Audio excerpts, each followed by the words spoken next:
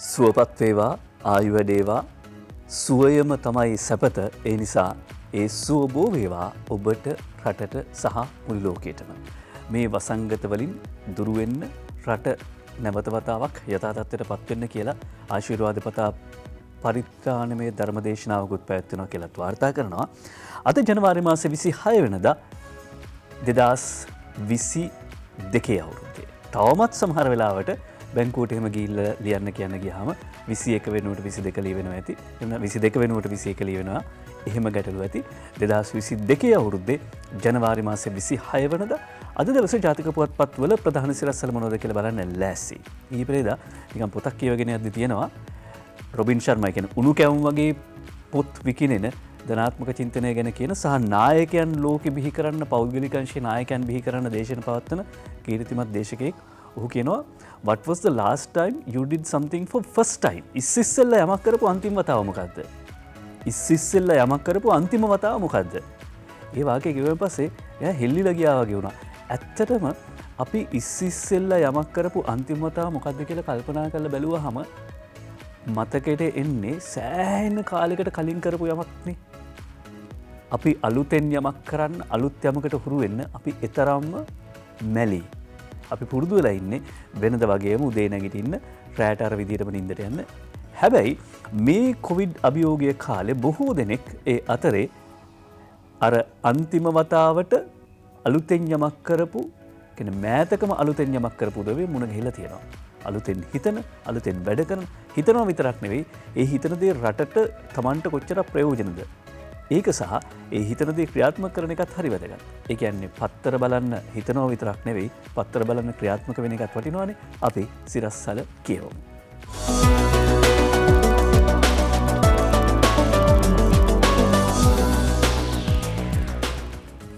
ඉස්සෙල්ලා යමක් කරපු අන්තිම වතාව ගැන කිව්වන් පස්සේ කාබනික ගොවිතැන ගැනත් එහෙමම තමයි. වෙනස් වෙන්න අපි කොයිතරම් අකමැතිද කියන එක තමයි මේ පාරට බැහැilla කරපු සටන් වලින් පෙනුනේ. වී වගාව හානි වූ අස්වනු අඩු ගොවීන්ට වන්දි ගෙවන්න ජනපති නියෝග කරයි. අද නුවන් කොඩිකාර වාර්තා කරනවා දිනමින පුවත්පතේ ප්‍රධාන සිරස්තලය. මේ සඳහා වියදම රුපියල් කෝටි 4000ක් බව ඇමති මහින්දානන්ද කියයි. මහකන්නේ වී ගන්න කෝටි 2980කුත් වෙන් කළා කිලෝවකට රුපියල් 75ක සහතික මිලකුත් ලබා දෙනවා කියලයි දිනමින පුවත්පත සඳහන් කරන්නේ. මහකන්නේදී ගොවින් 1,49,000ක් පමණ සමාවෙන්න දසලක්ෂ 49,000ක් පමණ දසලක්ෂ 49,000ක් පමණ වගා කරලා තියෙනවා. හෙක්ටාර ලක්ෂ 8ක ප්‍රමාණයක් වගා කළා කියලායි සඳහන් කර සිටින්නේ. ඔවුන්ගේ අස්වනු වලට සිදුවන පාඩුව ගණන් බැලීම සිදුවනවා මේ අනුව. ඒ අනුව අලෙවි මණ්ඩලයේ සහ පෞද්ගලික ආයතන තරඟකාරී මිලට වීමලදී ගැනීම කටයුතු ආරම්භ කර ඇති බවද කෘෂිකර්ම මැති මහින්දානන්ද අලුත්ගමගේ මහත්මයා කියනවා. ඊයේ ප්‍රවෘත්ති දෙපාර්තමේන්තුවේ පැවති කැබිනට් තිරණ දැනුම් දීමේ ප්‍රවෘත්ති සාකච්ඡාවේදී හරිත කෘෂිකර්මාන්තයේ නියැලීමත් සමග පාඩු ගොවීන්ට වන්දි දෙන බව කෘෂිකර්ම මැති ලෙස Taman ගොවීන්ට සහතිකයක් දුන්නා. ඒ අනුව ඒක ක්‍රියාත්මක කරනවා. මගේ රූපේ වගේ පඹයෝ පිච්චුවට මම මේ ජාතික ප්‍රතිපත්තිය සඳහා ගත්ත පියවර ආයි ආපස්සට ගන්න සූදානම් නැහැ. ඒ වෙනුවෙන් පෙනී හිටිනවා. ඊළඟට ගොවීන්ට වන්දි ලබා දෙනවා. පරිසර හිතකාමී ගොවිතැන අනුව කාබනික ප්‍රතිපත්තිය අනුව වගා කරපු උදවියට පමණයි හානි වුණා නම් වන්දි දෙන්නේ. වගා නොකරපු අයට හානියක් වෙන්න විදියක් නැහැනේ. එහෙම එකකුත් තියෙනවා. ඊළඟට දිව ඉන පුවත්පතට යනවා. දිවයින පුවත්පතේ ප්‍රධාන සිරස්වල ශිරාන් රණසිංහයි වාර්තා කරන්නේ අද ඩීසල් නොලැබුණොත් දවස් 4කින් දුම්රියත් කොට උඩ. පීලි උඩ නෙවෙයි කොට උඩ කියලා කියන්නේ කවුද මෙහෙම කියන්නේ? දුම්රිය වෘත්ති සමිති සංධානය. දුම්රියට ඩීසල් හිඟයක් නැහැ කියලා දුම්රිය සමානාධිකාරී කරන ප්‍රකාශය දිවයින පුවත්පතේ පුලි වාර්තා කරනවා. හැබැයි ලොකු අකුරෙන් තියෙන්නේ දින 4කින් දුම්රියත් කොට උඩ කියලා. දුම්රිය දහවනට අවශ්‍ය ඩීසල් සීග්‍රයෙන් අඩු වෙමින් තිබෙන නිසා තව දින 4කින් පසුව දුම්රියට අවශ්‍ය ඩීසල් දෛනිකව ලබා නොදුන්නොත් දුම්රිය දහවන කටයුතු සීමා කිරීමට සිදු වෙන ඇති බව දුම්රිය වෘත්ති සමිති සංධානයේ සමකැඳවුම්කරු SD විතානගේ පැවසුවා කියලා අද දිවයින පුවත්පත වාර්තා කරද්දී අරුණ පුවත්පතත් මේ පුවත පිළිබඳ වාර්තා කරනවා. වාර්තා කරන්නේ මෙහිමයි. දුම්රිය ඉන්ධන දින 3ටයි වෘත්තීය සමිති එහෙම ප්‍රශ්නයක් නැහැ. දුම්රිය සමානාධිකාරී එෆ්ස්ලම් වාර්තා කර සිටිනවා. ඒ අනුව අරුණ පුවත්පත සඳහන් කරනවා මේ කාරණාව පිළිබඳව අද තියෙන බරපතලම ප්‍රශ්නේ තමයි ඉන්ධන ප්‍රශ්නේ. මේ නිසා දුම්රිය ධාවනයත් නතර වන තත්වයට පත්ව තිබෙනවා. කණජ තෙල් සංස්ථාව බාර ඇමති කියනවා තෙල් ගේන ඩොලර් නැහැ කියලා. විදුලිය කප්පාදු කරන්න ආණ්ඩුව මෙදිහත් වෙලා තියෙනවා කියලා වෘත්තීය සමිති කියනවා. විදුලිය කප්පාදු කරන්න ආණ්ඩුව මෙදිහත් වෙලා තියෙනවා කියලා තමයි ඊයේ ප්‍රවෘත්ති සාකච්ඡාවකදී මේ වෘත්තීය සංගමය සඳහන් කර සිටින්නේ මාධ්‍ය හමුවකදී. හැබැයි විදුලිය කපන්න ආණ්ඩුව මෙදිහත් වුණාද නැද්ද කියලා ඊයේ දවසේ අපි වාර්තා කරපු තුළදී පෙනුණා විදුලිය නොකපා ඉන්න තමයි ආණ්ඩුව මෙදිහත් වුණේ වෘත්තීය සමිතිය මෙදිහත් වුණේ විදුලිය කපන්න කියලා ඊයේ දවසේදී අපි සහසුද්දෙන්ම විස්තරතුව පළ කරන්නට යෙදුණා. ඒතකොට මේ මාධ්‍ය සාකච්ඡාවේදී දුම්රිය වෘත්තීය සමිතිය තමයි කියන්නේ මේ විදිහට කොහොමුණත් ඉන්ධන පුරවන ටැංකියක් පුරවන ලීටර් 26000ක් යනවා. එවැනි ටැංකිය බැගින් සෑම ගබඩාවකටම අමතරව තබාගත යුතු නමුත් khනිජ තෙල් සංස්ථාව ඊට සූදානම් නැහැ. තෙල් දුන්නේ නැත්නම් අපිට කෝච්චි දුවන්න වෙන්නේ නැහැ කියලා ඔවුන් කියද්දී මේ සම්බන්ධයෙන් දුම්රිය සාමාන්‍යාධිකාරී ධම්මික ජයසුන්දරගෙන් අරුණ කළ විමසුමකදී කියා සිටි දුම්රිය දහවනය සඳහා ප්‍රමාණවත් පරිදි ඉන්ධන ලබා දීමට ඊයේ සිදු වූ සාකච්ඡාවේදී ලංකා khනිජ තෙල් සංස්ථාව සහතික වුණා. මේ වන විට තෙල් ප්‍රශ්නය දුම්රිය දහවනයට ගැටලුවක් නොවන බව ඔහු සඳහන් කර සිටිනවා. ඒ අනුව දුම්රිය ඉන්ධන දින 3ටයි කියලා වෘත්තීය සමිති මාධ්‍ය සාකච්ඡාවක් තිබුවට එහෙම ප්‍රශ්නයක් නැහැ. ඊයේ එකඟ වෙලා තියෙනවා ඒ අවශ්‍ය ඉන්ධන ප්‍රමාණය ලබා දෙන්න. පුවත වෙන්නේ ඒක. හේතුව කලින් තිබිච්ච තත්ත්වය සංවර්ධනය වෙලා තියෙනවා. ඩෙවලොප් ස්ටෝරි එකක් තියෙනවා. ඒ වගේම එහෙම ප්‍රශ්නයක් නැහැ කියන එක තමයි පුවත බවට පත් වෙන්නේ. මොකද සමාජයේ නොකලමෙන තත්ත්වයක් ඇතිවීම තමයි පුවතක අරමුණ විය යුත්තේ.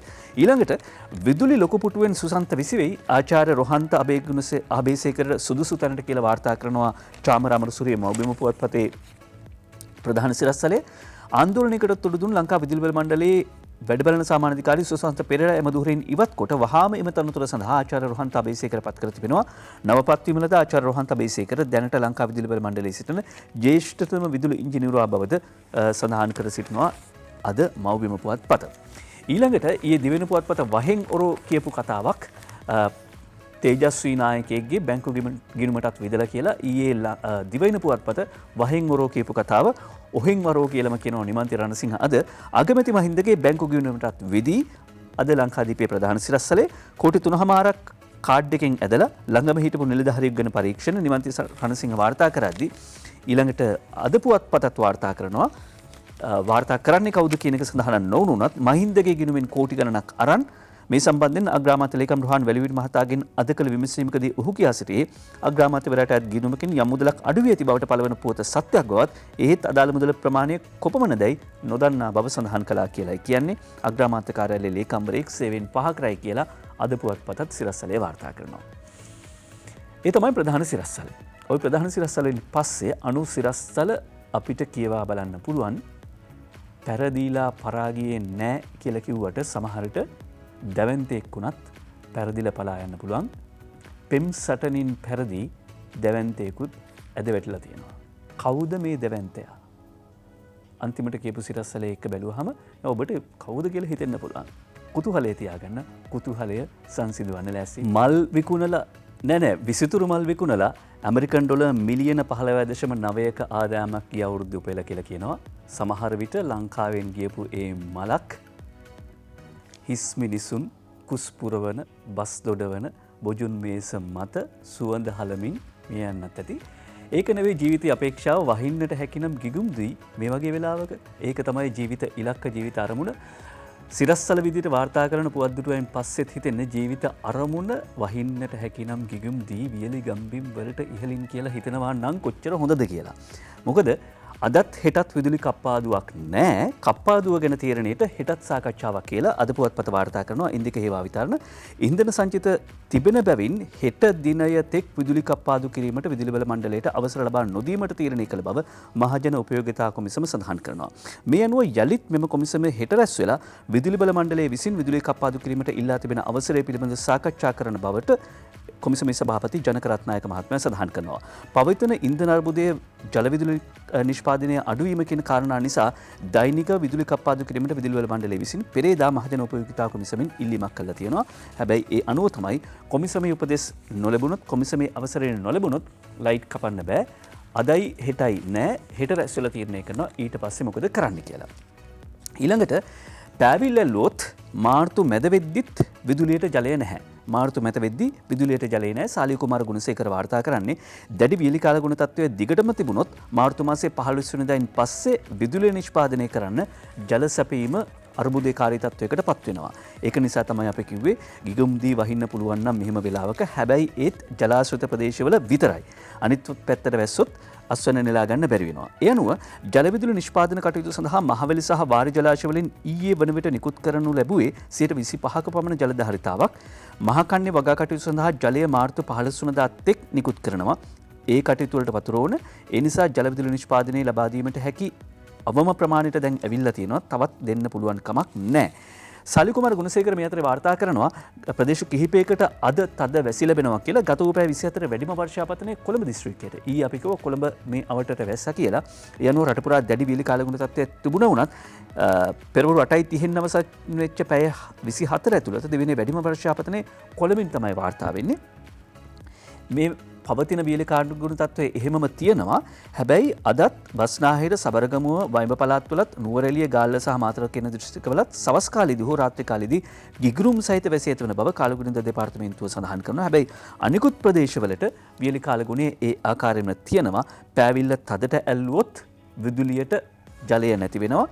කොහොමුණත් කාලගුණදා නිවේදනයේ යන සඳහන් කරන විදිහට නුවරඑළිය ගාල්ල මාතර බස්නාහිර සබරගමුව කියන පළාත් වලට වහිනවා කියලා කියන්නේ ජලාශ ආශ්‍රිතව යම් වැස්සක් බලාපොරොත්තු වෙන්න පුළුවන් කියලා. කොහොමුණත් මේක ආයේ අමුතු දෙයක් නෙවෙයි.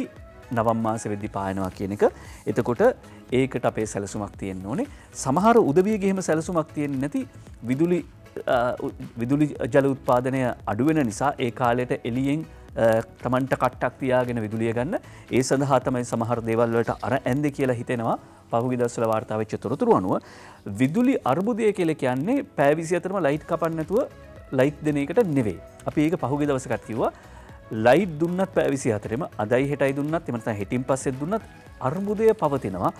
විදුලි අර්බුදයට හේතුව 2014 අවුරුද්දෙන් පස්සේ විදුලි බලාගාර ඉදිරි නොකිරීමයි කියලා මහජන උපයෝගීතා කොමිසම සඳහන් කරනවා. අර්බුදය පිළිබඳව. ඒ අනුව අද දිනවින පුවත්පතයි මේ වාර්තා කර සිටින්නේ. ඇතුල් පිටුවක තවදුරටත් වාර්තා කරනවා මහජන උපයෝගීතා කොමිසම සඳහන් කරන මේ අදහස පී.කේ බණ්ඩාරයි වාර්තා කරන්නේ. වර්තමානයේ මුහුණ දීමට සිදු ඇති විදුලි අර්බුදයට හේතු වී ඇත්තේ 2014 අවුරුද්දෙන් පස්සේ මෙරට කිසිදු විදුලි විබල ව්‍යාපෘතියක් ක්‍රියාත්මක නොකිරීම බව මහජන උපයෝගීතා කොමිසමේ සභාපති ජනක රත්නායක මහත්මයා කියනවා. රාත්‍රී 7න් පස්සේ මාර්ගවල දන්වා තිබෙන වීදි ලාම්පු වගේම රාත්‍රී 10න් පස්සේ නිවා දමන්න ඕනි කියලා. රාත්‍රී 7න් පස්සේ දල්වන ඒවා රාත්‍රී 10න් පස්සේ නිවන්න කියලා යෝජනාවක් කරනවා. පහුගිය ආණ්ඩුව මගින් ඉදිකිරීමට නියමිත වෙලා තිබිච්ච මෙගාවෝට් 500ක ධාරිතාවකින් යුතු සම්පූර්ණ බලාගාරය ඉදිකිරීම නවතා දැමීමට කටයුතු කළා කියලත් ඔහු මතක් කරලා දෙනවා. මහින්ද රාජපක්ෂ ජනාධිපතිතුමාගේ කාලේ මේ සැලසුම තිබුණා සම්පූර්ණ බලාගාරය ඉදිකරන්න. හැබැයි පහුගිය ආණ්ඩුව ඒක ඉෂ්ට කළේ නැහැ කියලා. එතකොට ලයිට් කපන එක ගැන ලිද ළඟ වාද කරන ගොඩක් අයට පාර්ශ්ව දෙකකට මේ පිළිබඳව එනම් අයිතියක් නැහැ කතා කරන්න කියන ප්‍රශ්න තමයි මහජන උපයෝගීතා කොමිසම කියන්නේ. එක පැත්තකින් ගත්තම 2014 ඉඳලා මේ දක්වා අලුතින් මහ පරිමාණ ව්‍යාපෘති කිසිවක් 1 මෙගාවෝට් එකක්වත් ඇවිල්ලා නැහැ ජාතික විදුලි බල පද්ධතියට. ඒක මහජන උපයෝගීතා කොමිසම කියනවා. අනිත් පැත්තෙන් ගත්තම ට්‍රාන්ස්ෆෝමර් එහෙම ගිනි තියලා ලයිට් දාන්න එපා කියලා අඳුරු නීතිය පළ කරපු මේ දෙපිරිසටම ලයිට් කපන එක පිළිබඳව කතා කරන්න පුළුවන් කමක් නැහැ. හැබැයි අපිට පුළුවන් කතා කරන්න විදුලි අර්බුදය ගැන. මොකද විදුලි අර්බුදය ගැන කියද්දී අද විදේශ පුවත් අතර වාර්තා කරනවා පංජාබ් ප්‍රාන්තයේ ප්‍රධාන ඇමති ගම්මාන 528ක් තෝරගෙන සූර්ය විදුලි බලාගාර පිහිටුවීමට යනවා කියලා. පාකිස්තානයේ පංජාබ් ප්‍රාන්තයේ තමයි පුවත වාර්තා වෙන්නේ. මේ මගින් නිවාස 30000කට විදුලිය සැපීම අරමුණලු. අද පුවත්පත නම් කියන්නේ මේ හරහා කියලා. නමුත් මේ මගින් බලාපොරොත්තු වන නිවාස 30000කට විදුලිය ලබා දෙන්න. විශේෂයෙන්ම සූර්ය සුළං සහ ජෛව වායු යන අඩු බල ශක්ති ප්‍රභවයන් යොදා ගැනීමෙන් ප්‍රාන්තයේ දුෂ්කර ප්‍රදේශ වෙත අවශ්‍ය විදුලි බලය ජාතික විදුලි බල පද්ධතියට සම්බන්ධ නොවී ලබා දිය යුතු බව තමයි පංජාබ් ප්‍රාන්තයේ මහා අමාත්‍යවරයා කල්පනා කරන්නේ. අපිත් එහෙම ප්‍රතිපත්ති මේ තීරණයක් අරගෙන තියෙනවා 2030 වෙනකොට සිට 70ක් පුනර්ජනනීය බල ශක්ති වලින් බල ශක්ති උත්පාදනය කරන්න තමයි අපේ ඉලක්කය. ඒ වගේම අපි පැරිස් සම්මුතියට අත්සන්ත බල තියෙනවා. පැරිස් සම්මුතියට අත්සන්ත බබු රටවල් 2050න් පස්සේ ෆොසිල ඉන්ධන ඒ කියන්නේ ඩීසල්, පෙට්‍රල්, ගල් අඟුරු භාවිතයෙන් ඉවත් වෙන්න ඕනේ. අපිත් මේ සම්මුතියට අත්සන් කරපු රටක්. හැබැයි ව්‍යාපෘති ක්‍රියාත්මක කිරීමේදී පුනර්ජනනීය බලශක්ති පරිසර හිතකාමී බලශක්ති ව්‍යාපෘති ක්‍රියාත්මක නොකර ඒවා ලාජ්ජු අස්සේ ගහගෙන ඉන්නේ කවුද කියන එක දැන් ටික ටික එළිදරව් වෙනවා. රටේ බලශක්ති අර්බුදයට විසඳුම සූර්ය බලශක්තියයි කියලා අද ජගත් කණහැරාරච්චික සාකච්ඡා කරන සූර්ය බලශක්ති විශේෂඥ ඇමරිකාවේ ශ්‍රී ලංකා සංගමයේ උපදේශක හා හිටපු සභාපති දක්ෂිද සිල්වා කියනවා.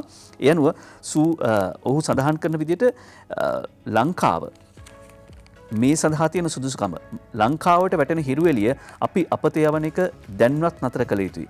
දිනපතාම පොළොවට වැටිලා උතුරා දෝරේ ගලා යන මේ සූර්ය ශක්තිය අපි ප්‍රයෝජනට ගත්තේ නැත්තේ ඇයි? ප්‍රයෝජනට ගන්නෙ නැත්තේ ඇයි?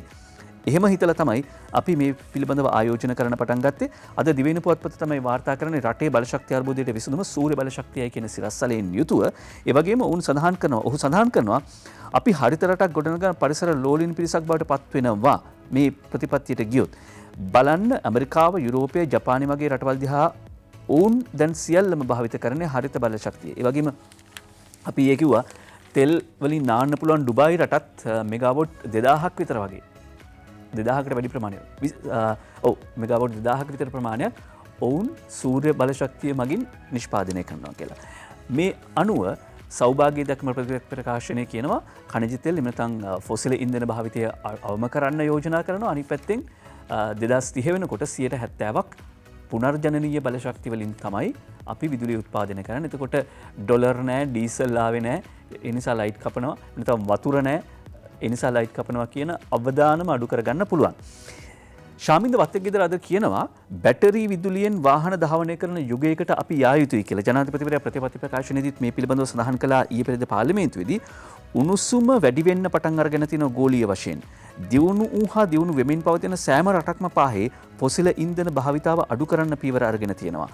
විදුලි බලයෙන් ධාවනය වන වාහන එහිලා විකල්පයක් ලෙස භාවිතයට ගන්නවා. එක බස් රථයක භාවිත කාලය තුළ ඇමරිකන් ඩොලර් ලක්ෂ 2ක ඉන්ධන පුලුස්සන බව ගණන් බලා තියෙනවා. බස් රථයක ජීවිත කාලය තුළ ඒ කියන්නේ බස් රථයක් තමන්ගේ ඒ කියන්නේ බස් රථයක ජීව කාලය තුළ ඇමරිකන් ඩොලර් ලක්ෂ 2ක ඉන්ධන පුලුස්සනවා කියලා තමයි වාර්තා වෙන්නේ. පහුගිය කාලේ රට තුළ වාහන එකලස් කරන කම්හල් ආරම්භන සැලසුම් තිබුණා. වාහන එකලස් කර අපනයනය කරන කර්මාන්ත බදු සහන ප්‍රකාශකපත් කෙරුණා. රට තුළ අලෙවි කිරීමට ඉඩ දීලා තියෙනවා මේ වගේ වාහන. ඒ නිසා විදුලි වාහන වලට ලෝකයේ ඉල්ලුමක් තිබෙනවා. අපිත් මේ ඉලක්කයට යා යුතුයි. විදුලි වාහන ආනයනය ඉන්ධන ආනයනය නතර කරන ලෙසට සහ පරිසරය ආරක්ෂා කරන පීවරක් ක්‍රියාත්මක කරන්න කියලා රජයෙන් අපි ඉල්ලනවා. එහෙත් පුළුල් දැක්මක් රටට අවශ්‍යයි. රට තුළ විදුලියේ හිඟයක් තියෙනවා. දැවිතෙල් ආනයනය කරන්න පුළුවන් කමක් නැහැ. පුනර්ජනනීය විදුලි උත්පාදනය කළ යුතුයි අපි. සූර්ය බලාගාර විදුලි සුළං බලාගාර ඉදිකරන ශක්තිතාවක් රටේ තුළ තියෙනවා. ආයෝජන සඳහා ධනය නොමැති නම් රටට ඒ සඳහා ආයෝජන අවස්ථා උදා කරගන්න පුළුවන්. ඉන්දියාවේ ධාවනය වන දුම්රිය වලින් 90%ක්ම විදුලි බලයෙන් දුවන්නේ. භුවනේශ්වර් ස්පෙෂල් දුම්රිය උදාහරණයක් ගන්න පුළුවන්. එතකොට කිලෝමීටර් 2000ක් විතර දුවනවා ඒ දුම්රිය. දිල්ලියේ ඉඳලා භුවනේශ්වර දක්වා. දුවන්නේ තෙල් වලින් නෙවෙයි විදුලියෙන්. ගමන සම්පූර්ණයෙන්ම විදුලියෙන්. මේ විදිහට ශාමින්ද වත්තේගෙදර උදාහරණ කීපයක් පෙන්නනවා. මේවා මතක් කරලා දෙනවා. එතකොට අද අපි ජාතික පුවත්පත්වල සිරස්සල පටන් ගනිද්දිම කිව්ව එක කාරණාවක් තමයි තෙල් නැහැ දවස් 4කින් පස්සේ කෝච්චි දුවන්නේ පීලිවලින් නෙවෙයි කොට උඩ කියලා වෘත්තීය සමිතිය කියනවා. එතකොට ඇත්තටම වෘත්තීය සංගම් වලත් වගකීම වෙන්නේ දුරදක්නා කාර්යභාරය සඳහා තමයි උද්ඝෝෂණ කරන්න ඕනේ, රජයට බලපෑම් කරන්න ඕනේ. ඒ නැතුව එදිනෙදා මතුවෙන ගැටලු වලට නෙවෙයි. එදිනෙදා මතුවෙන ගැටලු වාසිදායක තත්ත්ව වෙනවා. අර හිඟන්නගේ තුවාලේ තිබුණාම හිඟන්නට හැමදාම ඒක පෙන්නලා සල්ලි හම්බ කරන්න පුළුවන්. හැබැයි හිඟන්න තුවාලේ සුව කරගත්තොත් හිඟන්නට ජීවිකාව නැති වෙනවා. ඒ වගේ බොහෝ පිරිස් ඉන්නවා. ඒ නිසා මේ හිඟන්නගේ තුවාලේ සුව කරගන්න ඕනේ. විදුලි අර්බුදයට ඇත්තටම ගැටලුවට විසඳුම කොතනද තියෙන්නේ? ඔන්න හොයාගන්න පුළුවන්. ඊට පස්සේ විදුලිය ගැන කිව්වයින් පස්සේ විදුලිය ගෑස් මේ වනේ පහුගිය දවස්වල ලොකු මාතෘකා දිවයින පුවත්පතට අවධානය යොමු කරනවා. දිවයින පුවත්පත කියනවා විගණනයෙන් බේරෙන්න හිටපු ගෑස් ලොක්කෙක් කෝටි 2ක් විසි කළා කියලා වාර්තා කරන්නේ දිවයින පුවත්පත. දිවයින පුවත්පත මුල් පිටුවේම වාර්තා කරනවා. ප්‍රධාන සිරස්තලයට සමගාමීව මේක වාර්තා කරන්නේ ශිරාන් රණසිංහ. ලිට්‍රෝ සමාගයේ මේ කටයුතු රජයේ විගණකාධිපතිවරයාගේ විගණනයට ලක් නොකිරීමට අදාළව නීතිමය පියවර ගන්න කියලා තමයි ලිට්‍රෝ සමාගමේ හිටපු සභාපතිවරයෙකු රුපියල් 2 කෝටි දශලක්ෂයක මුදලක් නීති උපදේශන සමාගමකට වැය කළා කියලා හෙළිදරව් වී තිබෙන්නේ. ඒ අනුව දිවයින පුවත්පත කියනවා මේ කරුණු හෙළිදරව් වෙලා තියෙන රජයේ විගණනයකදී ඒ බව ඊයේ පැවතිච්ච උත්සවයකදී තොරතුරු අනාවරණ වෙලා තියෙනවා. මහාචාර්ය චරිත හේරත් මහත්මයාත් මේ උත්සව සභාවේ හිටියා කියලායි දිවෙන පුවත්පත කියන්නේ. ලිට්ටු සමාගමේ මේ හිටපු සභාපතිවරයා ඒ කාලේදී මාසයකට රුපියල් ලක්ෂ 20ක වැටුප් සහ දීමනා ලබාගෙන තියෙනවා. පහුව ඔහු අස් කළා තියෙනවා කියලා විගණන සේවයේ උසස් නිලධාරියෙක් දිවෙනට කියලා තියෙනවා. 19 වන ආණ්ඩු ක්‍රම සහ සංශෝධනයේදී සිංහල හා දෙමළ පරිවර්තනයේදී වචනයක් අල්ලගෙන ලිට්ටු සමාගම රජයේ විගණනයට ලක් කළ නොහැකි ආයතනයක් කියලා කියන්න තමයි නෛතික කරුණු හොයාගන්න තමයි මේ මුදල ගෙවලා තියෙන්නේ කියලා අද දිවෙන පුවත්පත වාර්තා කරනවා. ඊළඟට ගෑස් ගැන කිව්වම මතක් වෙනවා ලසන්ත අලේගිය වන්න ඇමතිතුමා රාජ්‍ය මන්ත්‍රීතුමා ඔහු එක්ක කරන සාකච්ඡාවක් අද අරුණ පුවත්පත වාර්තා කරනවා. මාෆියාව දමනය නොවුනොත් සමුපකාර හරහා සිමෙන්ති බෙදනවා කියලා ලසන්ත අලේගිය වන්න සංවර්ධන හා පාරිභෝගික කටයුතු අමාත්‍යවරයා කරන ප්‍රකාශය අද වාර්තා කරන්නේ අරුණ පුවත්පත. අරුණ පුවත්පතේ මේ වාර්තාව උපුටා ගන්න කැමති.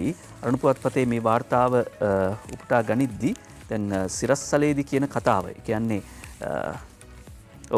සිරස්සලේදී මේ සඳහන් කරන කාරණාව මාෆියාව දමනය නොවුනොත් සමුපකාර හරහා සිමෙන්ති බෙදනවා කියලා. සමුපකාර හරහා බෙදුවොත් නම් ලෙඩේ නේද? සමුපකාර මගින් බෙදුවොත් හරි. සමුපකාර මගින් බෙදන්න තියෙන්නේ. ඒ අනුව සඳහන් කරන විදිහට මේ ගැටලුව පිළිබඳව සඳහන් කරනවා. අද මේ තත්ත්වයේ සලකා බැලුවන් පස්සේ ඇතිවන කාරණාව පිළිබඳව අද අරුණ පුවත්පත කියනවා අමාත්‍යවරයා සඳහන් කරනවා අරුණ පුවත්පතට කාරණා කීපයක්. එකක් තමයි ලංකාවේ සිමෙන්ති නිෂ්පාදන සමාගම්වල මේ වෙනකොට ගැටලු දෙකක් ඇති වෙලා තියෙනවා. එකක් තමයි ඩොලර් අර්බුදය. දෙවැනි එක තමයි ඒ ආයතනවල යන්ත්‍ර සූත්‍ර කැඩිලා තියෙනවා. හැබැයි මේ ගැටලුව විසඳමින් තියෙනවා. ඒ වෙනකොට දැන් ඩොලර් ගැටලුව ඒක තව මාසයක් හමාරක් ඇතුළත විසඳේ කියන විශ්වාසය සහ යන්ත්‍ර සූත්‍ර අබලන් වීම නිසා නැත්නම් යන්ත්‍ර කැඩිච්ච එකේ ප්‍රතිඵලය එහෙම නැත්නම් ඒකේ බලපෑම අවම කරගන්න පුළුවන් වෙයි. ඔහු සඳහන් කරන විදිහට ආරංචි වෙලා තියෙනවා කළු කඩේ විකුණනවා ගෑස් කියලා. හැබැයි එහෙම දිගටම සිද්ධ වෙනවා නම් සමුපකාර මගින් සිමෙන්ති විකුණන්න තීන්දුව කරලා තියෙනවා කියලා අද අරුණ පුවත්පත සඳහන් කර සිටිනවා. මාෆියාව දමනය නොවුනොත් සමුපකාර මගින් සිමෙන්ති බෙදනවා කියලා තමයි අමාත්‍යවරයා කියා සිටින්නේ. සිමෙන්ති වලින් පස්සේ ඊළඟ මාෆියාව ගැන කිව්වම මේ පොහොරවලනේ ඊළඟ මාෆියාව වාර්තා වෙන්නේ. පොහොරවල මාෆියාවක් තියෙන නිසා තමයි රසායනික පොහොරවල මාෆියාවක් තියෙන නිසා තමයි රසායනික පොහොර ගේන එක නතර කරාට පස්සේ වොයිස් කට් එකක් දෙනවා නම් ලක්ෂ 3යි කියලා සමහර ගොවි සංවිධාන නියෝජිතවරුන්ට මිලක් නියම කරන්නේ. එහෙම වොයිස් කට් නොදීපු ලක්ෂ 3 ගානේ අරගෙන වොයිස් කට් නොදීපු ගොවි රජවරුන් හැබෑවට මේ පොළවට ආදරය කරන ගොවි රජවරුන් ඉන්නවා.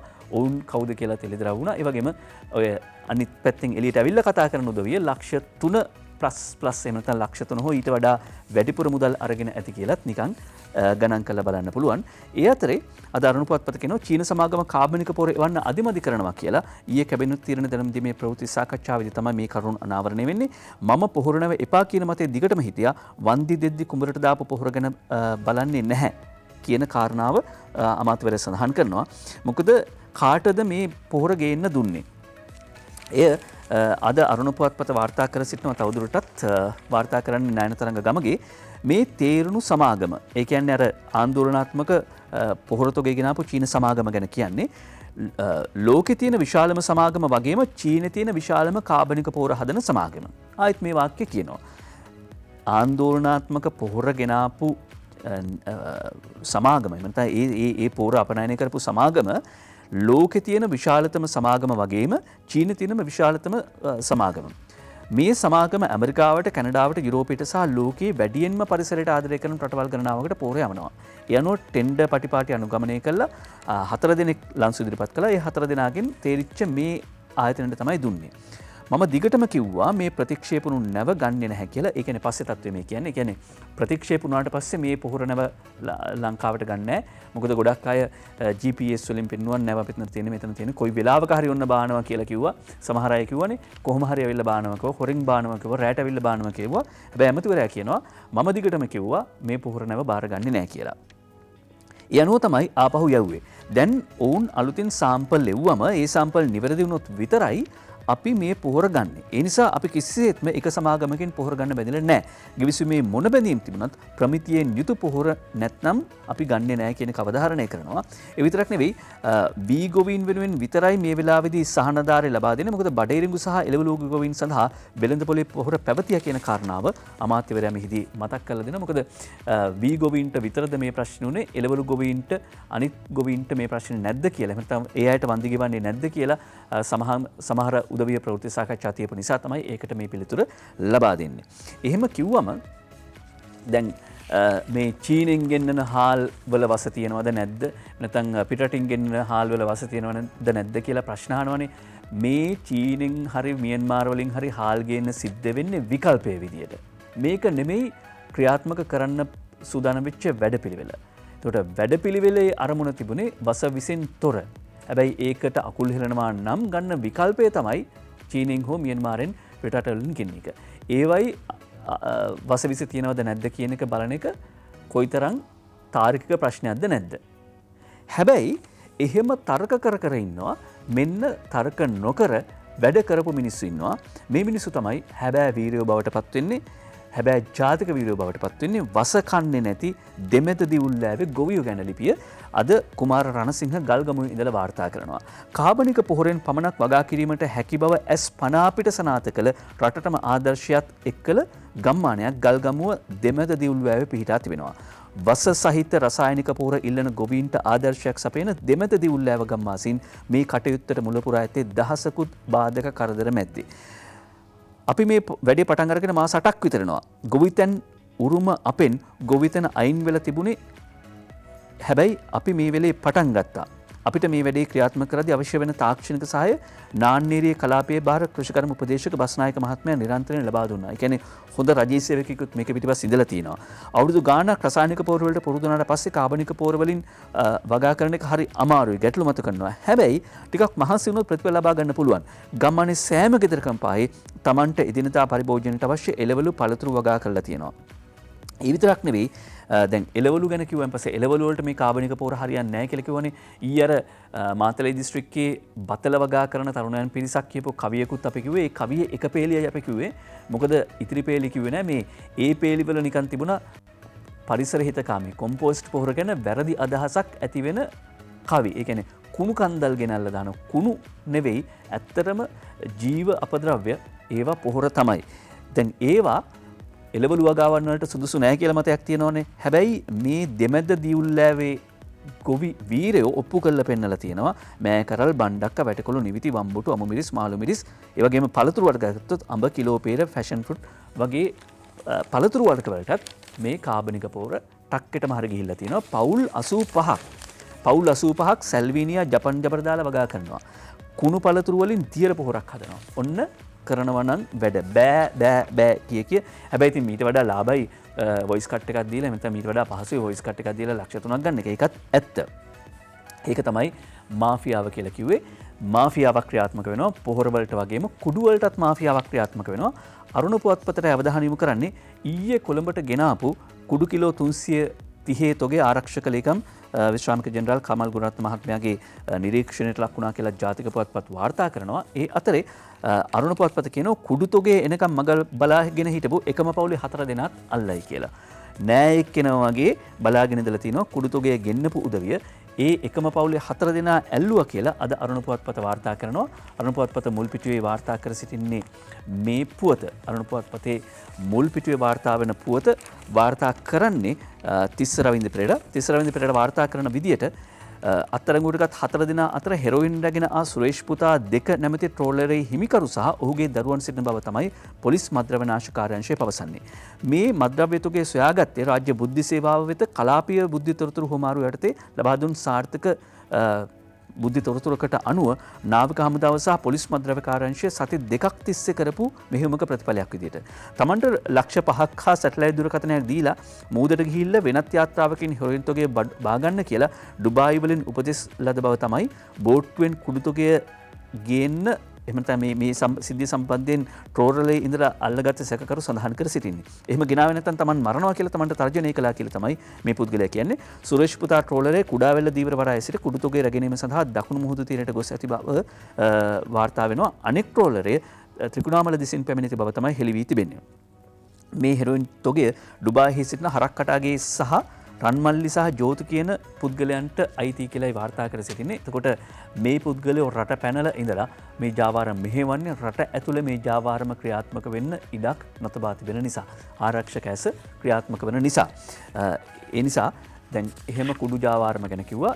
එකම පවුලේ සමාජිකයෝ බලාගෙන ඉඳලා තියෙන ට්‍රෝලර් එක එනකන්. මොකද මේ පුද්ගලයා කියන්නේ මේ ට්‍රෝලර් එක අයිති පුද්ගලයා මාස කීපයක් ඇතුළත මාස 6ක් ඇතුළත කෝටි ගණනක් වටින අඩි 40 ට්‍රෝලර් 4ක් විතර මිලදී අරගෙන තියෙනවා කියලාත් හෙළිදරව් වී තිබෙනවා.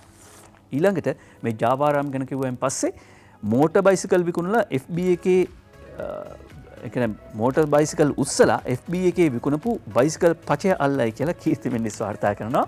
අද මවබිම් පුවත්පතේ මුල් පිටුවේ වාර්තා කරන සිරස්සලයක් ඒ අනුව තැන්තැන්වල නතර කරලා තියෙන මෝටර් බයිසිකල් ලොක් එක කඩලා උස්සලා ගිහිල්ලා Facebook එකේ දාලා තමයි විකුණන්නේ. මේ විදිහට ගැනුම්කරුවෝ Facebook එකෙන් රටවටා විවිධ ප්‍රදේශවලින් අඳුනගෙන තියෙනවා. 2018 ඉඳලා තමයි ජාවාරම කරනවා කියලා කියන්නේ බයිසිකල් පචය කියලා කියන්නේ. ඔය කඩපිල්වල එහෙම නතර කරලා තියෙන බයිසිකල් විතරක් නෙවෙයි. සංගීත වලට එහෙම ගියාම ඒ තියෙන බයිසිකලුත් මේ විදිහට උස්සනවා කියලායි වාර්තා කරන්නේ. ජාවාරම් ගැන එහෙම කිව්වා. ඊළඟට අද අරුණ පුවත්පතට නැවත වතාවක් යනවා.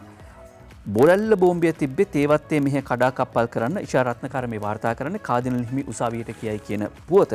ඒ අනුව බොරැල්ල සියලු සාන්තුවරයන්ගේ දේවස්ථානයට බෝම්බයක් තබා ඇතේ පසුගිය ඉරුදින ප්‍රහාරය සිදු වී දින දහසක් සම්පූර්ණ වූ ඉකුත් 14 වෙනිදා රාගම තේවත්ත බැසිලිකා දේවස්ථානයේ පැවති ජාතික යැදුම් මෙහෙ කඩා කප්පල් කිරීමේ අරුණින් බව අගරදුගුරු මැල්කම් කාදිනල් රංජිත් හිමියන් වෙනුවෙන් අධිකරණයට පෙනී සිටි නීතිඥවරයා සඳහන් කළා කියලායි වාර්තා කරන්නේ.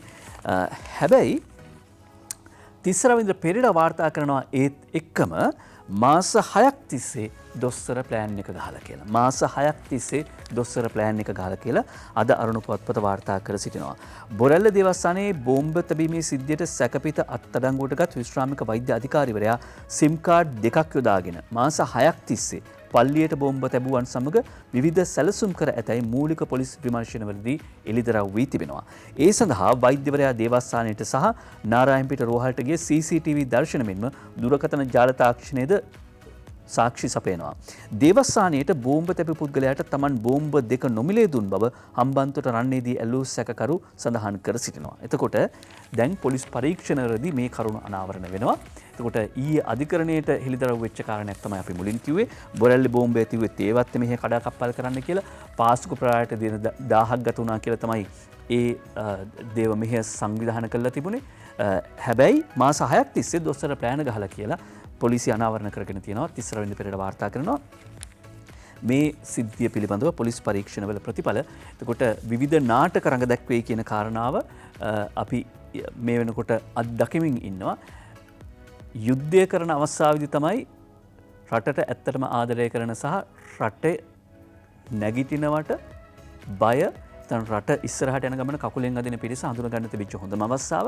ඒකට ඒ අවස්ථාවේදී යුද්ධය නවත්තන්න නැත්නම් යුද්ධය කරන්න එපා, මානුෂික යුද්ධය කරන්න එපා කියලා කියපු පිරිස් ඊට පස්සේ යුද්ධය ජයග්‍රහණය කළාට පස්සේ එක්සත් ජාතීන්ගේ මානව හිමිකමට කේලම් කියපු පිරිස් මානව හිමිකම් කඩ වුණා කියලා යුද අපරාධ කළා කියලා මෙහි ඉඳලා කේලම් කියන පිරිස් NGO වල පිරිස් ඒගොල්ලෝ අද කොතනද ගිහිල්ලා නතර වෙලා ඉන්නේ කියලා හොයා බලන්න මේ පාස්කු සිද්ධිය සම්බන්ධ කතාවේදී ඔවුන් කොතනද නතර වෙලා ඉන්නේ. ඒ අතරේ අද ජාතික පුවත්පත්වල තිබුණා මේ එක්නැලිගොඩ නාටකයේ නැවත වතාවක් රඟ දක්වන්න පටන් අරගෙන තියෙනවා. ඒ තමයි මේ හිසබූ ගාලා තියෙනවා යුක්තිය ඉල්ලලා. එතකොට 2015 සිට 19 දක්වා එහෙම හිසබූ ගෑවා කියලා කවුරුවත් එහෙම හිසබූ ගෑවා කියලා වාර්තා වෙන්නේ නැහනේ. ඒක තමයි මේ නාට්‍ය නැවත වතාවක් රඟ දැක්වෙන්නේ කුමක් සඳහාද අවුරුදු 2කින් 3කින් ඡන්ද දෙනවා මේ ඒවටද පිටපත් සැකසෙන්නේ කියලා කල්පනා කරලා බලන්න පුළුවන් ඉතිහාසයේ අත්දැකීම් තියෙන නිසා. මේවා ගැන පොලිසිය හොයලා බලන්න ඕනේ. පාස්කු ප්‍රහාරයේ හැබෑ චූදිතයෝ කවුද? ඔවුන්ට දඩුවම් දෙන්න ඕනේ කියන තැන අපි එදත් හිටියා, අදත් ඉන්නවා, හෙටත් ඉන්නවා. හැබැයි පරීක්ෂණ කටයුතු කාටවත් ගැලවිලා යන්න බැරි විදියට කෙරෙන්න ඕනේ. ඒව ගැන ප්‍රශ්න තියෙනවා නම් ප්‍රශ්න අහන්න පුළුවන්. ජ්‍යෙෂ්ඨ මාධ්‍ය ප්‍රකාශක විදියට පොලිසිය ජ්‍යෙෂ්ඨ මාධ්‍ය ප්‍රකාශක විදියට ජ්‍යෙෂ්ඨ නියෝජ්‍ය පොලිස්පති අජිත් රෝහණ මහත්මයා නැවතපත් වුණා කියලා වාර්තා කරනවා. අජිත් රෝහණට යලිත් මාධ්‍ය භාර වෙයි කියලායි අද පුවත්පත සිරස්තලයක් විදියට වාර්තා කරන නීතිඥ අජිත් රෝහණ මහත්මයා යළිත් වතාවක් ජ්‍යෙෂ්ඨ මාධ්‍ය ප්‍රකාශක තනතුරේ පොලිසිය පත් කළ තිබෙනවා කියලායි වාර්තා කර සිටින්නේ. ඊළඟට කොවිඩ් IDH ඇතුළු කොළඹ ප්‍රධාන රෝහල් කොවිඩ් රෝගීන්ගෙන් පිළිලා කියලා අද ලංකාදීපේ වාර්තා කරනවා.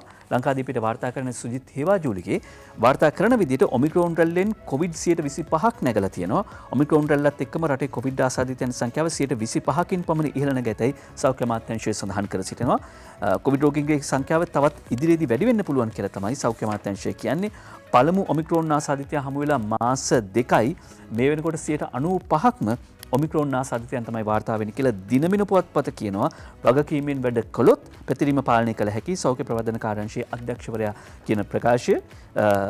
හැබැයි අරුණ පුවත්පත නම් කියන්නේ ආසාදිතයන්ගෙන් 50%කට ඔමික්‍රෝන් කියලා සැක කියලා වෛද්‍ය හේමන්ත හේරත් මහත්මයා සඳහන් කරනවා කියලා. කොහොමුණත් මැති ඇමති 9කට කොවිඩ් පොසිටිව් කියලා නිලන්ත මදුරාවල සහ වරණින් පෙරමුණ වාර්තා කරනවා අද අරුණ පුවත්පතට. නිකන් කුතුහලයක් එනෝනේ කවුද මේ කියලා. ඒ අතර ඉන්නවා සරත් වීරසේකර අමාත්‍යවර, ඊට පස්සේ රාජ්‍ය අමාත්‍ය ජයන්ත සමරවීර, දිලුම් අමනුගම, ඊළඟට පාර්ලිමේන්තු මන්ත්‍රී අමරකීර්ති අතුකෝරළ, ශානකයන් රාසමානික්කම්, සාරථි දුෂ්මන්ත, නාලක කෝට්ටේගොඩ, ඊට පස්සේ කෝකිලා ගුණවර්ධන සහ රෝහිණී කවිරත්න කියන මන්ත්‍රීවරියනුත් මේ අතර ඉන්නවා කියලා තමයි වාර්තා කරන්නේ. කොවිඩ් වගේම කොවිඩ් තියෙන කාලේ තව වෛරස් උණ කිහිපයක් පැතිරෙනවා කියලා වෛද්‍ය ප්‍රසාද් කොළඹගේ කියනවා. කොවිඩ් වලට සමාන වෛරස් උණක් පැතිරෙනවා. උණක් කියලා කිව්වට මෙතනදී දිනමින පුවත්පත තවදුරටත් වාර්තා කරනවා උණ ප්‍රභේද කිහිපයක් තියෙනවා. එකක් තමයි වෛරස් උණ තියෙනවා, ඩෙන්ගු තියෙනවා. ඒ නිසා උණ රෝග තත්ත්ව තියෙනවා නම් ඉක්මනින්ම සුදුසුකම් ලත් වෛද්‍යවරයෙක්ගෙන් ප්‍රතිකාර ලබා ගන්න කියලා සඳහන් කරනවා වෛද්‍ය ප්‍රසාද් කොළඹගේ මහත්මයා. දිනමින පුවත්පතේ වාර්තා කරන දිනමින මුල් පිටුවේ තවත් වාර්තා කරන පුවතක් තමයි ඊයේ කැබිනට් තීරණ දැනුම් දීමේ ප්‍රවෘත්ති සාකච්ඡාවේදී අනාවරණ වෙච්ච කාරණා. රජයේ මුද්‍රණාලයේ කඩදාසි අක්‍රමිකතාවක් සිදු වෙලා තියෙනවා නම් ඒකන පරීක්ෂණ පවත්වනවා කියලා අමාත්‍ය ඩලස් අලහප්පිරුම් මහතා සඳහන් කළා. ඒ පාවිච්චි කරපු කඩදාසි විකිණීමේදී එහෙම නැත්නම් එහිදී අක්‍රමිකතාවක් සිදු වෙලා තියෙනවා නම් ඒක ගැන පරීක්ෂණ පවත්වනවා කියලායි අමාත්‍යවරයා සඳහන් කරන්නේ. මානව හිමිකම් රකින්න බ්‍රිතාන්‍යයෙන් පවුම් ලක්ෂ 37ක් ලැබෙනවා කියලා මෙත්මලි දිසානායක වාර්තා කරන. මානව හිමිකම් රකින්න පවුම් ලක්ෂ 37ක් ලැබෙන්නේ බ්‍රිතාන්‍යයෙන්. ඊළඟට මව්බිම් පුවත්පතේ මුල් පිටුවේ වාර්තා කරන තවත් කාරණයක් තමයි කිලිනොච්චියේ කිලිනොච්චියේ කොටි රත්තරන් ගොඩ ගන්න ගිය දකුණේ 7ක් අල්ලනවා සුපිරි මෝටර් රථ 2ක් අධිතාක්ෂණ යන්ත්‍රයක් අත්අඩංගුවට CID හිටපු කොස්සාපල්වරයෙකුත් හවුල් කියලා වාර්තා කරන්නේ අද මව්බිම පුවත්පත. කිලිනොච්චියේ කොටි රත්තරන් ගොඩ ගන්න ගිය දකුණේ 7ක් අල්ලලා තියෙනවා. ඊළඟට ගොඩ ගැනීම පිළිබඳ වාර්තා කළාට පස්සේ පහුගිය දවසක අපි වාර්තා කළා ජාකොමේ ගොන්සල්වේස් පියතුමාගේ යයි සැක කෙරෙන සිරුරක් ගොඩ ගැනීම පිළිබඳව. හැබැයි බෝලවත්ත පල්ලියෙන් හමුවුණු මේ සොහොන් ගැබ ගොන්සල්වේස් පියතුමාගේ නෙවෙයි කියලා පුරාවිද්‍යා අධ්‍යක්ෂ ජෙනරාල්වරයා කියනවා. සාලි කුමාර් ගුණසේකර වාර්තා කරන්නේ මේ පල්ලියට නම් අවුරුදු 300කට වැඩි ඉතිහාසයක් තියෙනවා. මේ දේවස්ථානයෙන් හම්බුවෙච්ච මේ සොහොන් ගැබ ගොන්සල්වේස් පියතුමාගේ කියලා තමයි එදා වාර්තා වුණේ. ඒ වුණාට එහෙම නෙවෙයි, අවුරුදු 150ක් විතර පරණ සොහනක් කියලා තමයි පුරාවිද්‍යා අධ්‍යක්ෂ ජෙනරාල්වරයා කියන්නේ. ඒ අතරේ රටේ ලෝකෙ සිද්ධ වෙන මේ දේවල් අතරේ මෙන්න මෙහෙම දේවලුත් වෙනවනේ කියලා අච්චරක් වෙන අතර මෙච්චරක් දේවලුත් වෙනවා කියලා වාර්තා කරන්න මේ තමයි පුවත්පත් කලාවේ ස්වභාවය සහ විස්මිත බව. නයි නටවන්න ගෙන ගිලන්රියේ ණයත් ඇවිත් කෑගල රෝහලේ චරමරයක් සාලියගම සිංහාරච්චි වාර්තා කරන්නේ. මොකද රඹුකන ප්‍රදේශයේ නයි නටවන පුද්ගලෙක් ඔහුගේ ණය දෂ්ට කිරීම නිසා රඹුකන දිසාරෝහලට තොරත් කරලා තියෙනවා. ඊට පස්සේ රඹුකන දිසාරෝහලෙන් කෑගල්ල රෝහලට මාරු කරලා තියෙනවා. මේ පුද්ගලයා මේ නයි නටවන පුද්ගලයා අර නයි පෙට්ටියත් එක්ක තමයි ගිහිල්ලා තියෙන්නේ. තමාව දෂ්ට කළාය කියන ණය සහිත පෙට්ටියත් එක්ක තමයි ගිහිල්ලා තියෙන්නේ. හැබැයි රෝහල් සේවකයෝ කියලා තියෙනවා නෑ ණයා ගෙනියන්න බෑ ඇතුළට. ඒක මහා අනුතුරුදායක තත්ත්වයක් කියලා. තමා ජීවත් වන්නේ ණයාගෙන් බැවින් ණයාව කැලේට මුදා හැරීමට බැරියයි නයි නටවන්නා හඬමින් රෝහල් කාර්ය මණ්ඩලයෙන් ඉල්ලීය. දැන් සිරස්සලේ කිව්වන් පස්සේ අපිට පොඩි හාස්‍යයක් නෙමතු වෙන්නේ. හැබැයි ඒ හාස්‍ය යට කරගෙන කඳුලක් එනවා. තමා ජීවත් වන්නේ ණයාගෙන් බැවින් ණයාව කැලේට මුදා හැරීමට බැරියයි ණය නටවන්න හඬමින් රෝහල් කාර්ය මණ්ඩලයට කිව්වා කියලා කියනවා. රෝහල් කාර්ය මණ්ඩලයේ හිත උණුනාද නැද්ද කියන එක ගැන පුවත්පතේ සඳහන් වෙන්නේ නැහැ. හැබැයි මෙහෙම පුවත් සාලී ගමසිංහාරච්චි කෑගල්ල ඉඳලා වාර්තා කරන මේ තමයි මාධ්‍යවේදියෙකුගේ ඇහැ. රුසියාවේ තර්ජනයට එරෙහිව බටහිර නායකයෝ එකමුතු වෙති කියලා වාර්තා කරනවා. රුසියාව යුක්‍රේන දේශ සීමාවේ කඳුරු බැඳලා තියෙනවා. සොල්දාදුවන් ලක්ෂයක් විතර රුසියාව ගෙනල්ලා තියෙනවා. හැබැයි තවම රුසියාව යුක්‍රේනයට එරෙහිව සටන් වදින එහෙම නැත්නම් ආක්‍රමණය කරනවා කියලා නිල වශයෙන් කියලා නැහැ. ඒ වුණත් ලොකු තර්ජනයක් තියෙනවා. ඒ නිසා තමයි ජෝ බයිඩන් ඇමරිකාවේ ජනාධිපතිවරයා යුරෝපා රටවල නායකයොත් එක්ක සාකච්ඡා කරලා තියෙන. ඒකදී එකඟතාව පළ කරලා තියෙනවා. ප්‍රංශය, ජර්මනි, ඉතාලිය සහ පෝලන්තය මේ වගේ රටවල් යම් විදියකින් යුක්‍රේනය ආක්‍රමණය කළොත් රුසියාව විසින් ඒ පිළිබඳව තීරණයක් ගන්න. දැන් මේ අර්බුදය මේ ගැටලුව ලංකාවේ අපිටත් බලපානවා. කොහොමද ඒක එහෙම වෙන්නේ? දැන් ගැටලු මතුවනයින් පස්සේ ඒක කිව්වොත් ඒක නිදහසට කාරණා කියනවා වෙනෝනේ. හැබැයි අපි දන්නවා මේ ජාත්‍යන්තර දේශපාලනයේදී එහෙම නැත්නම් දැන් එකිනෙකා අතර යැපීම වැඩි වෙලා තියෙනවා ලෝකේ රටවල් අතර. එතකොට ලෝකේ එහෙම මේ සමහරලාට ලොකු රටවල් වලට කිඹුහුණා ගියත් අපිට උණුසන්නිපාතය හැදෙනවා දියුණුවන රටවල් විදිහට ගත්තාම. කොහොමද මේක අපිට බලපාන්නේ යුක්‍රේන අර්බුදය? යුක්‍රේන අර්බුදය නිසා ඩොලරය උඩයයි විදේශ පුවත් අතර අද මව්බිම් පුවත්පත වාර්තා කරනවා. ඒ නිසා මේ තත්ත්වයත් එක්කම පහුගිය සති දෙක ඇතුළත ඩොලර් එක 0.2%කින් 0.2%කින් ඉහළ ගිහිල්ලා තියෙනවා. ඒ වගේම බටහිර රටවල් සමග රුසියාවේ ගැටුම නිසා යුරෝපයට බලශක්ති සැපීම සීමා කිරීමට රුසියාව පෙළඹුණු ඇතැයි බියක් පවතිනවා කියලත් සඳහන් වෙනවා. කියන්නේ තෙල් මිලත් ගෝලීය තෙල් මිලත් ඉහළ යන්න පුළුවන් මේ තත්ත්වය එහෙම තිබුණොත්. එතකොට සමහරවිට අපි ලිඳ ළඟ ගිහිල්ලා වාද කළාට ලින්කටෙන් ගොඩ ආවට පස්සේ එතන ලින්කටෙන් එපිට බැලුවෙන් පස්සේ ලෝකෙ මේ තියෙන තත්ත්වය තේරුම් ගන්න පුළුවන්. අපි ලයිට් කපනවද, වතුර කපනවද, ඩීසල් නැද්ද, පෙට්‍රල් නැද්ද, බඩු ගණන්ද කියන එකේදී අපි පීඩාවට පත් වෙනවා වගේම මේකට හේතු සාධක හොයා බැලුවොත් අපිට මේ ගැටලුව කළමනාකරණය කරගන්න පුළුවන්. එතකොට ගමන් බිමන් යන්න අතේ සල්ලි නැත්තම් මාසේ අන්තිමට අපි ගමන් බිමන් අඩු කරනවා, එළියෙන් කන එක අඩු කරනවා, එහෙම කරනවානේ. ඒ අපේ අතේ සල්ලි නැත්තම්. එතකොට රටේ සල්ලි නැත්තම් රටේ අර්බුදකාරී තත්ත්වයක් තියෙනවා නම් ඒ අර්බුදකාරී තත්ත්වයන්ට හේතු මොනවද කියලා පැහැදිලි වෙනවා නම් අපිත් පරිස්සමෙන් වැඩ කරන්න වෙනවා තමයි. මේවා හරි පටලැවිලි. මේවා පෙම් පටලැවිලි නෙවෙයි. තුන් කොන් පෙම් පටලැවිල්ලක් නිසා දැවැන්තෙක් ඇද වැටිලා ඇන කොටා ගන්න ගිහිල්ලා තියෙනවා. මේගොල්ලොත් අපේ ටෙලිවිෂන් බලනවද දන්නේ නැහැ. මේ ටෙලිවිෂන් වල යන වැල වගේ යන කතා බලනවද දන්නේ නැහැ කියලාත් සමහරවිට සමාජ මාධ්‍යවල කෙනෙක් අහන්න ඉඩ තියෙනවා. තුන් කොන් පෙම් සටනින් පෙරදී කලාවැවේ දලපූට්ටුවාට තුවාල මඩාටුගම ප්‍රසංගයේ ඒකනායක තමයි ඡායාරූප එක්ක වාර්තා කරන්නේ අද මව්බිම පුවත්පතට. ඒ අනුව මව්බිම පුවත්පත සඳහන් කරන විදියට මේ තුන් කොන් පෙම් සටනින් පෙරදිලා තියෙන්නේ තුවාලබාසිට මේ දලපූට්ටු ඇතා කලාව ජාතික උද්‍යානයේ ඇත්පන්තිය වෙසෙන දැඩි සංචාරක ආකර්ෂණයක් දිනා ගැනීමට සමත්ව සිටින ඇතේ. සුද්ද වෙන කාලේ අනේ බලන්නකො මෙයා කරගත්ත වැඩක්. තුවාලබාසිට දලපූට්ටුව ඇතාගේ වයස අවුරුදු 40ක් විතර වෙනවා කියලා තමයි ඇතා බේරා ගැනීමට හැකියාව පවතින බවයි වනජීවි පශු වෛද්‍ය චන්දන ජයසිංහ මහත්මයා කියනවා. එතුමාලා සෑහෙන මහන්සියක් ගන්නවා. දැන් මේ ඇතා කොහොමහරි පෙම් සටනින් පෙරදිලා පලා ගිහිල්ලා දැන් වෙන කැලේක ඉන්නේ කියලා කියන්නේ ඒ තැන කියන්නේ නැහැ. මොකද එතකොට එයාගේ ජීවිතේට වෙන තර්ජනයක් එන්න පුළුවන් නිසා. පෙම් සටනින් දලපූට්ටුවත් පෙරදිලා අවුරුදු 40ලු දලපූට්ටුවගේ වයස. ප්‍රේම කරන්න හොඳ වයස කියලා කෙනෙක්ට හිතෙන්නත් පුළුවන්. 20 කිරුළ දිනා දුන් පුහුණුකරු ෆාබේස් යලිත් ශ්‍රී ලංකා කණ්ඩායමට මේක වාර්තා කරන්නේ අද දිවයින පුවත්පත දිවෙන පුවත්පත ක්‍රීඩා පුවත් අතර තමයි වාර්තා කර සිටින්නේ. ෆාබේස් අපිට ජයග්‍රහණ අත්පත් කිරීමට මඟ පාදපු පුහුණුකරුවෙක්. ඒ අනුව 2014 පන්දුවාර 2020 ලෝක කුසලානේ ජයග්‍රහණය කරන සමයේ ශ්‍රී ලංකා ප්‍රධාන පුහුණුකරු ලෙස කටයුතු කළේ ෆාබේස් ඔහුව නැවත වතාවක් ප්‍රධාන පුහුණුකරු බවට පත් කිරීමට නියමිතව තියෙනවා කියලා තමයි වාර්තා කරන්නේ අද දිවයින පුවත්පත. ඊළඟට තවදුරටත් පුහුණුකරු රමේෂ් රත්නායක කියලා වාර්තා කරන අරුණ පුවත්පත ලබනවා පෙබරවාරි මාසයේ ඔස්ට්‍රේලියාවේ පැවැත්වෙන සංචාරය සඳහා කෙන තරඟ 5කින් සමන්විත 2021 දින තරඟාවලියේදී ශ්‍රී ලංකා කණ්ඩායමේ ප්‍රධාන පුහුණුකරු විදියට රමේෂ් රත්නායක මහත්මයා කටයුතු කරાવી කියලා කියනවා. ඒ වගේම ශ්‍රී ලංකා කාන්තා ක්‍රිකට් කණ්ඩායම පොදු රාජ්‍ය මණ්ඩලීය තරඟාවලිය සඳහා ඇදගෙන ගියා කියලා අපි වාර්තා කළා. රට දිනෝ චමරගින් සංවේදී සටහනක් කියලා අද අරුණ පුවත්පත ක්‍රීඩා පුවත් අතරේ වාර්තා කර සිටිනවා. ඒ අනුව මොහොතක් හිතන්න ඇයි අපට ලෝක කුසලානයට ක්‍රීඩා කරන්න දෙන්නේ නැත්තේ? ඇත්තෙන්ම අපි ඉතා හොඳ ක්‍රිකට් කණ්ඩායමක්.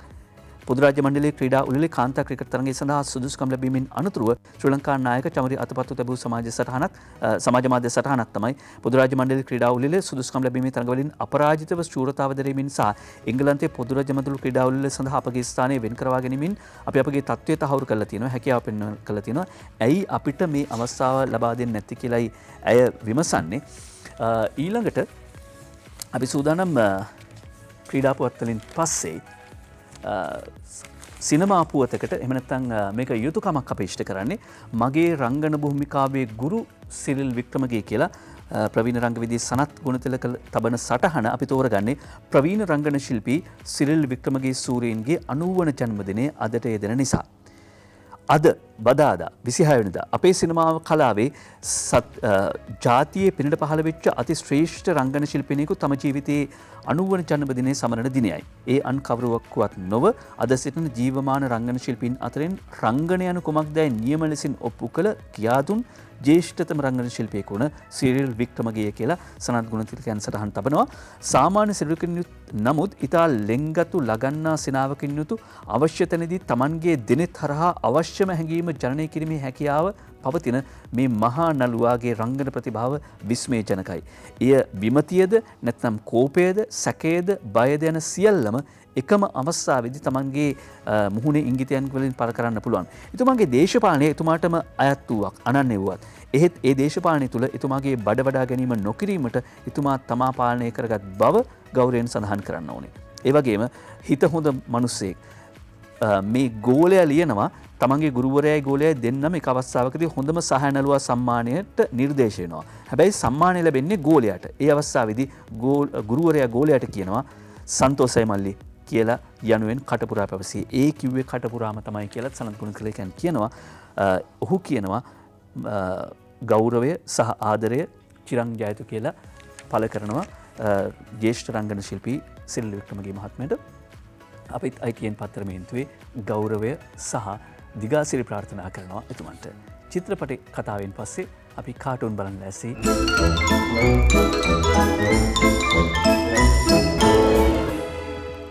සුරුස්කාර කියන්නම් කාටුන් ටික. හැබැයි පැය ගාණක් පරු ගාණක් නිර්මාණ ශක්තිය තමයි මේ සුරුස්කාර අපි කියන්නේ. MD විරත්නගේ මරිසපාලත් මෙන්න මාස්ක් දාලා ජූනි දක්වා ලයිට් දෙන්න ගල්ලංගුරු තියනවලු. කොච්චර කාලයකට ඉටිපන්දම් තියනවද දන්නේ නැහැ. ගල්ලංගුරු තිබුණා. අංජනගේ කාටුන් එක දිනමිනින් තෝරගන්නේ මෙදා ජනවරම උරගා බලන්නේ අපේ කියලා හඳුන්නෙත්ති කියන්නේ. එතකොට මෙච්චර කල් උරගාලා බැලුවේ මොකද්ද බං? ශ්‍රීකාන්තගේ ශ්‍රී දුපත ඒ දිනමිනින්මයි මෙච්චර වේගෙන් රටක් විනාශ කරන්න පුළුවන් වෙයි කියලා අපිවත් දැනගෙන හිටියේ නෑ කියලා වජිර කියනවා බං. අපේ වෙලාව හොඳයි සර්. නැත්තම් වෙලාවට ඒක කරලා ඉවරයි. හසන්ත විජේනායකගේ හුරේරා විදුලි අර්බුදය ඇති වුණේ මණ්ඩලයේ මාෆියාව හින්දා කියලා මෛත්‍රී කියනවා. එතුමා හාල් මාෆියාව ගැන මොකද කියන්නේ සර්? අහලා බලන්නකෝ. පංකජුරුවින්දගේ සරදම ලංකාදීපෙන් තෝරගන්නේ විදුලි ඉතිරි කරගන්න අනවශ්‍ය විදුලි පහන් නිවා දමන්නලු. එතකොට සර් වැසිකිළිවල AC එහෙමත් ඒවත් ඕෆ් කරනවද? දවසේ 14 විදුර අභිනායකයි ගැට ගහන්නේ වී හරි ගියේ නැත්නම් මුං වවන ලෙස දුන්නේ උපදේශකී ජනපති රටට යස මුං හරි ගියේ නැත්නම් මහා මගට බැස බන්දුල ඇමතිගෙන් අහමුද බජිරි රස. විදුර අබේනායකගේ පද 4. මුං හරි ගියේ නැතොත් මොකද? කොහොම හරි මුං හදාගන්න වෙනවා. මුං කවුරු වුණත් මුං හදාගන්න වෙනවා. අපි නැවත මුණ ගැහෙමු. ඔබට